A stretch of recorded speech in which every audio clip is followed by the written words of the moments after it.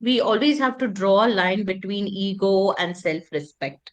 And a true relationship is like that. I may fight, I might cry, I might, but at the end of the day, I would still stay with that person.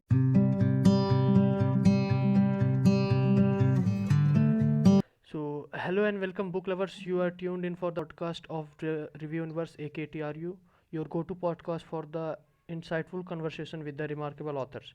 Today, we have a very special guest joining with us, Sonal Lobo, the talented author behind the book The Cockroach That Saved My Marriage.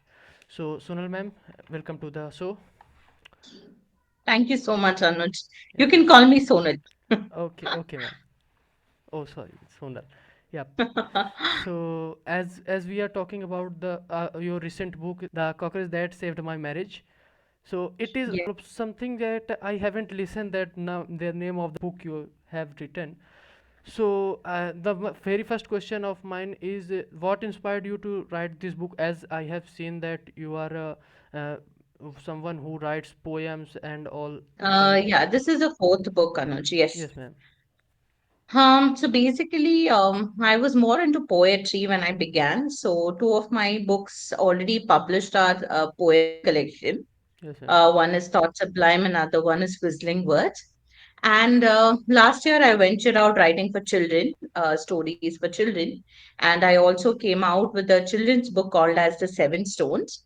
The Cockroach That Saved My Marriage is, as you all know, it's a memoir, right? Like you have almost 29 to 30 different stories in it. I cannot tell it's a story. Those are the events from my life which I picked up. So, and the cockroach that saved my marriage is indeed one chapter in that. It's just to show you that small little things can do a lot of difference.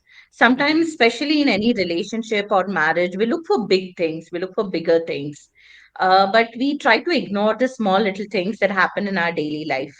So a simple cockroach actually, mended our marriage. And even today, I've been married for 10 years. And even today, when I look back, that cockroach amuses me and that incident amuses me. So I thought, why not compile all these situations, which make people laugh?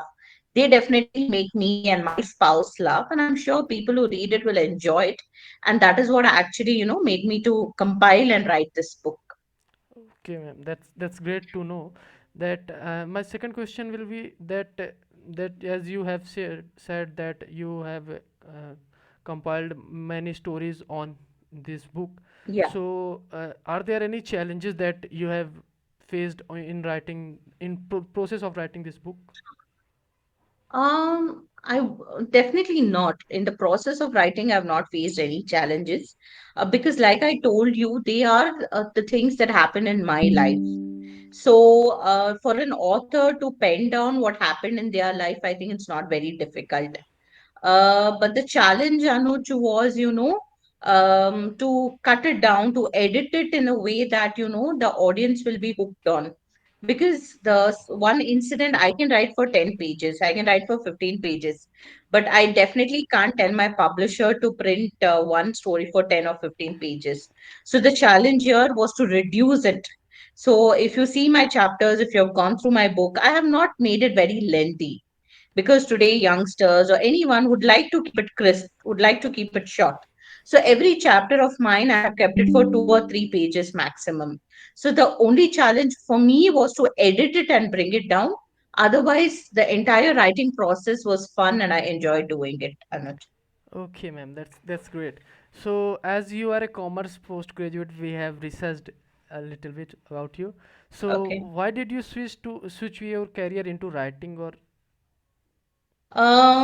Actually, I have switched a lot of careers.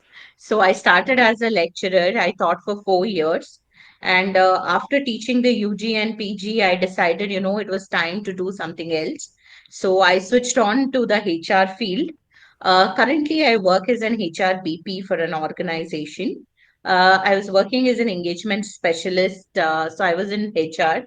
Again, I took some break from HR. I wanted to be an entrepreneur. I became an entrepreneur. I started my own chocolate company and I worked for 1 year in that. Then again, after some time, I thought, I should take writing full time. I always did writing. From the age of 10, I wrote. But in between, I thought, I should become a full time writer, but that didn't work because I felt, I needed to be occupied. I needed something to, tax me mentally and physically. Plus, along with that, I thought I could write. So I was in different professions, to be frank, but currently I'm in HR. I work as an HR BP, but I continue to write from the age of 10. Writing has been my hobby, my passion, and I continue to write, Anuj. Yes, ma'am. That's great that you are an HR, and currently, as I am a 20, I am in my 20s, looking for things like that, and talking to HR is something new, I think so. Uh, just like that, this is my second podcast which I am recording here, so maybe I will Okay, little nervous. And as you said that you are HR, so I should get that's absolutely more okay. I nervous. think we begin, I think my first book and second book, I was not so confident. And, when it came to marketing or when it came to telling people or letting people know. But as you progress, I think in small little ways you improve. And this is my fourth book. And, just trying to improve wherever I can. I think sure in coming podcast, you will be amazing. Yes, ma'am. Thank you so much. That's so kind words. So I just wanna ask one more question. That the is there Yes, any particular authors or books that that influenced you to write these books or something? definitely. I am a big fan of Sudha Murthy's writing. I like a lot of international authors. I read a lot of international authors like Sydney Sheldon, Jeffrey Archer, Dan Brown, Nicholas Sparks, and all this I have, I've grown up reading it, but definitely when it comes to Indian authors, again, I read a lot of Indian authors. But Sudha Murthy is, I can say she's my inspiration. And if you read a lot of Sudha Murthy's books, like Wise or Otherwise, her books, are the same format. She takes situations from her real life, she molds it into a good, she explains it very well, and her chapters are not very long. She tries to keep it short chapters, but in every chapter there is a takeaway, there is something to learn. So I was so inspired by her writing, and that is what made me think, why not pick up the situations in my life which made me cry, which made me laugh, which made me rethink the whole concept of what is going on. And that is what inspired me to write this book. I would definitely say Sudha Murthy's books and her writings. Okay, okay. So I will look. I just wanna let you know that I am just totally new into the book things, because just like that I haven't read that much of novels or books, but I will look forward to read your book, as my team has read this, but I will also read it, as it is so interesting Definitely, to know. definitely. Just the topic also just looks so made me so curious to read that book. So Yeah, and Anuj, sorry to interrupt you, but the book is definitely, I have a lot of people reading and I'm getting the reviews personally. So the entire book, it's not like anytime you'll be bored, because in between there are chapters where you will fall down and laugh. In between there are chapters you will rethink, okay, this is happening in our surrounding, I should do something about it. And there are some chapters which are very emotional, which will touch you. So the book is the combination of something to cry, something to laugh, and something to think about. So I'm sure you will not be bored, and definitely I will wait for the review from you. yes, ma'am. So, ma'am, as you said that that you have made the paragraphs or the lessons in the book so concise just for the youth. So I just wanna know that the youth has a different interest as of now. So how did you tackle that thing in a way? I totally understand, youth, because see, I have been with youth. Yes, When ma'am. I taught for 4 years, I was with youth. I was teaching from first year, second year degree to PG. Somehow I understand the concept of what is going on in their mind. And every job, right? I've been surrounded by youth. So my colleagues or the ones who report to me are all youngsters. So, see, whatever happens, some concepts still remain the same. Like maybe the concept of bonding between parents, maybe the relationship between husband and wife, the romance, fights, everything still remains the same, Anuj. Like, Yes, ma'am. how much ever decades goes by, maybe our way of perceiving it may be different, but the so-called emotion deep down remains the same. And I have kept very small takeaways because, for example, just quoting one example, today, most of the youth, if you go and get married tomorrow, I'm sure your friends will tell you, Anuj, why are you getting married? Yes. They will tell you, okay, you will fall into ditch. Don't get married, dude. That is what friends tell you. So I have given a little different concept about this. Okay. So definitely when you read the book, you will get to know. So nowadays, generation, whatever they are perceiving and whatever they are thinking, I've kept it a little hatke. I added a little spice there, and so that they'll also find it interesting, and they'll also have something to take away from that. Because as a youth, if you see and if you see your friends and think, marriage is not good, marrying is not nice, you can look at us, you can look into our life, and you can rethink: should I really get married? Why is marriage good? Okay. So I think whatever the youth are thinking today, we have a contradicting, Yes, and we ma'am. have an example to show you. This has happened in our life. We have experienced this, and take a takeaway from that. Yes, ma'am. So this can be my personal question also. That I am just Okay. curious to know that how did you just spend 10 years of your life in a marriage that is successful, and what are the positive takeaways that you just wanna share with us?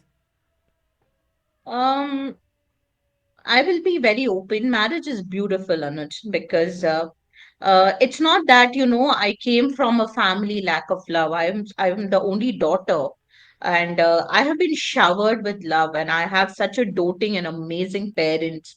So there was no lack of love or lack of friendship. I have great friends. I grew up in an amazing environment. But when you enter into a relationship or when you enter into a marriage, I think it's a whole different thing. Once you get a spouse, I think you get everything for life. Okay. So you have a best friend, you have someone to fight with, you have someone to cry with, you have someone to laugh with. So God bless me with an amazing spouse. I have a wonderful, wonderful husband who always supports me. And like everyone tells, marriage is not easy. It is ups and downs. We fight, we hit each other, we scream at each other. But at the end of the day, we know we are for each other. We know that he knows that he can't stay without me, and I know that I can't stay without him. That is the whole core of it. And second thing, there's a lot of I wouldn't say compromises. There are a few adjustments which you have to do everywhere. You have to adjust with your friends, you have to adjust with your colleagues, you have to adjust with your parents, with your spouse also you have to adjust. But nowadays generation, I think we think that why should I adjust? Yes, ma'am. He should adjust. So I think that things will not work out. If you want a best friend for life, if you want a travel partner for life, if you want a movie going partner for life, then you have to adjust a little bit. Yes, ma'am. And my marriage, I've seen a lot of ups and downs because we lost our child. I went underwent miscarriages. So in all these turmoils and ups and downs, my husband Santosh has been a strong support. He has helped me push through it. And my crazy ideas of jumping careers, going from one career to another career, all these crazy and wacky ideas, he's backed me up. So as a wife, I feel I also back up his ideas, back up his plans, and it's a give and take. And that's how I think I'm having touched a wonderful married life. And just to take away, I think making marriage wonderful lies in your hand. So 90% is in your hand. 10% sometimes it is out of our hand, but 90% is definitely in our hand.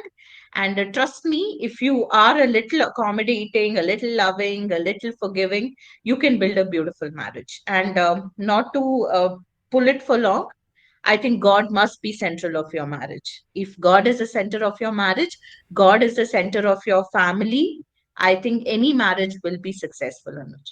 Yes, ma'am. So, ma'am, sorry to hear that that you got with miscarriages or like that. So there is another question which is in my Yeah. mind right now, that as the youth of this time, and there are girls or boys also, they have lot of ego issues. So how did we tackle that situation, that when we fight, we are in our own ego, that we shouldn't say sorry or something. So Um, Anuj, I think we always have to draw a line between ego and self-respect. That is what I always tell my students when I was teaching. I used to always tell them, my colleagues, I always tell them, there is a thin line between being egoic and trying to keep up your self-respect. And second important, what I feel is if you are really in love with a person, okay, the question of ego will never rise. Okay.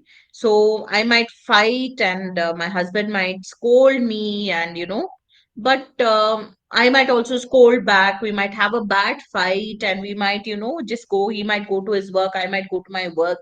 But but, if I'm really in love with a person, I'll start retrospecting. Okay. Is my ego higher or my relationship is higher?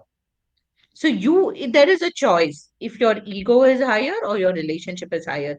If you really value your relationship, if you really feel that you need to be with that person, then automatically you will say a sorry. You will automatically try to apologize. But if you are so adamant and you say no, I don't want to say sorry, then you have to rethink the entire relationship. Are you really liking each other? Do you really love each other? Because when two people are really in love with each other, other things don't matter, Anuj. Your fight, your ego, your other financial matters, all that doesn't come into picture.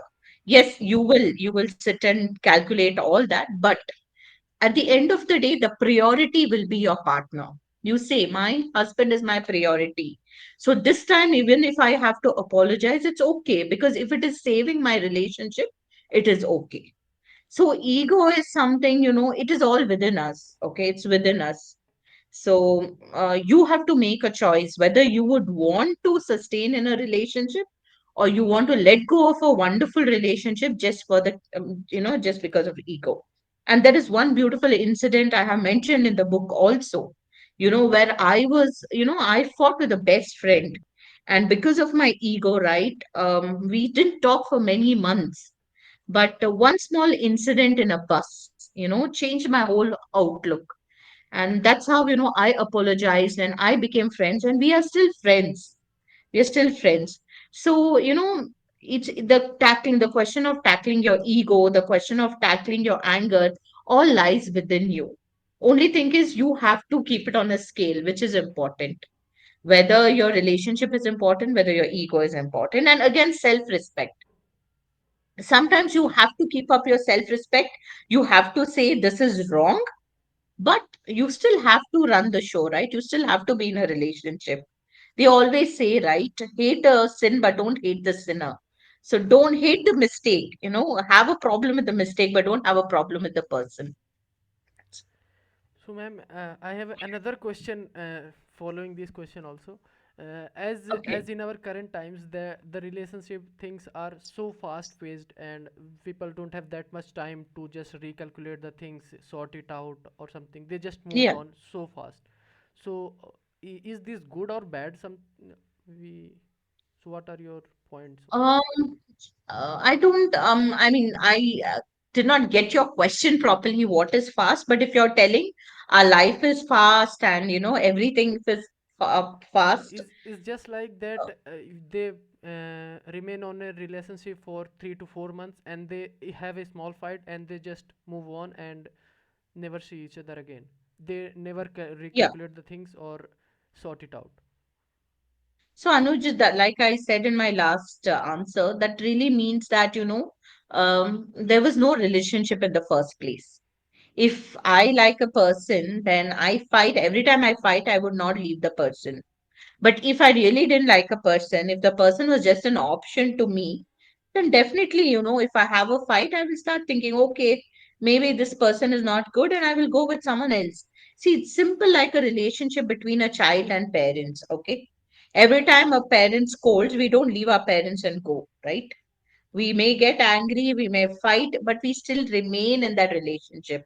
And a true relationship is like that. I may fight, I might cry, I might, but at the end of the day, I would still stay with that person. So, I mean, I really don't believe in the concept that, there are one part of people who feel, these relationships and all are temporary. But I think there are good number of youth today who are more liberal, who are more open minded, who are respecting the relationship. Okay. If Yes. there is a genuine concern and they are moving on, it's absolutely okay. But I can still see a lot many youths, who are very serious in their relationships, and they are making an attempt, to maintain those relationships. And the other half that you're talking about, probably that relationship didn't mean anything to them. And trust me, Anuj, at the teenage years, you will feel really bad because I have also gone through heartbreaks. I know. But once you settle down in life, you get your life partner, you will look back and laugh at it. You'll tell, okay, he was never meant to be mine. That first crush was never the first crush. That first love I assumed was never my first love. So, I just say, don't take it overboard. Concentrate on all the other things of your life. And when the right time comes, God will definitely show the right person. And with that right person, things will never go wrong. That is my experience. With the wrong person, things will go wrong. Yes, ma'am. So that's great. That's good to hear from you. So I have another question that which is just not from this topic. Uh, I'm Okay. asking that do you have any upcoming projects for the future in writing only? Uh, yes, I have. I'm currently writing, I'm working on three things. One is poetry again, but Yep. it's a different kind of poetry. It's just, three, four lines, couplets, small poetry. Yep. That is already done. I'm just looking for, publishing. But there are some other groundworks to be done there. It might take another 6 or 7 months. I'm also writing another novel. This is going to be completely fiction, not non-fiction. Yep. I'm working on it. That's the second book. And the third book, again, is a very unique book. I don't, really like to talk about it, but there are a few big publishers, who have shown interest. So I'm looking forward to those projects also. So currently I'm working on three projects, but I don't know when I will complete. Hopefully, next year again I'll be able to come out with another book. Yes, ma'am. That's great to hear. We will look forward to read your books. Thank So you, Anuj. yes, ma'am. So my last question will be that what are the messages that you hope readers will take away from your book? Um, First important thing I would definitely want to tell people is life is not boring. Even, if you're getting up in the morning, just going to college and coming back, still, if you look carefully, there are a lot of good things that are happening. Even if you are a person working and if you're complaining that, I'm just going to office, coming back, it is hectic. If you see carefully in that hectic life also, there is something nice. So just the first message to everyone is, in your ordinary life also there are extraordinary moments, but you just have to, rethink a little bit. That's the first thing. Second thing, marriage is definitely beautiful. Okay, don't just listen to sad stories. Don't just see series or serials which shows couples separating. Yes. See the marriages of your parents, see the marriages of people around you. Marriage is a beautiful constitution. And please don't ever stop someone from getting married because you see in movies, you see in serials. Marriage is still a beautiful constitution. It is a sacrament of God. And the third thing is, there can be ups and downs in life. Life will never go as you want, but trust me, at the end of it, if you don't give up, it will get better. So these are the three things I would want my readers to know, that when you pick up my book and start reading it, this is definitely what you will get to know. In ordinary moments, there are extraordinary things. Married life is wonderful, and things might go very bad, but at the end of the tunnel, there is always a light. Yes, ma'am. That's that's great, and I think we I personally take it as a positive thing, and I will look forward to do that in my next years when I will Yeah. get married. I think it has a lot of time, but yeah, I'm in my early 20s, so that I don't think that I'm getting married right now. You can But enjoy now, no yes, problem. ma'am. But I will look forward to read your book, and I think I will take more knowledge about this so that my life will go bit Yeah. as I always thought. Hopefully. Yes, ma'am. Yeah, hopefully you will pick up something from there. Yeah. Yes, ma'am. So thank you so much, ma'am, for your time. And that's wrap our conversation in this podcast. Yeah. So Thank you, Anuj. yes, ma'am. Thanks a lot. It was really nice talking to you. And hopefully, the listeners will feel motivated to just pick up the book and read it. Trust me, you will not be disappointed. You will enjoy the book. So I will just suggest all my listeners and the peoples who are watching it on YouTube or Instagram, you should read the book The Cockroach That Saved My Marriage. And yep, as of now, we are wrapping this podcast. Thank you so much, Sonal ma'am. Still, I Thank call you you so ma'am much. because you are a teacher, Anusha. and I respect you. I was a I teacher. can't I can't call you with your name, sorry ma'am. But yeah, Okay, no problem. Whatever you're comfortable with, absolutely no yes ma'am. issues. Yes ma'am. Thank you Oh, so much thank you ma'am. so much, Anu. Thank you for the time. Yeah, bye bye. Bye bye. Thank you so much.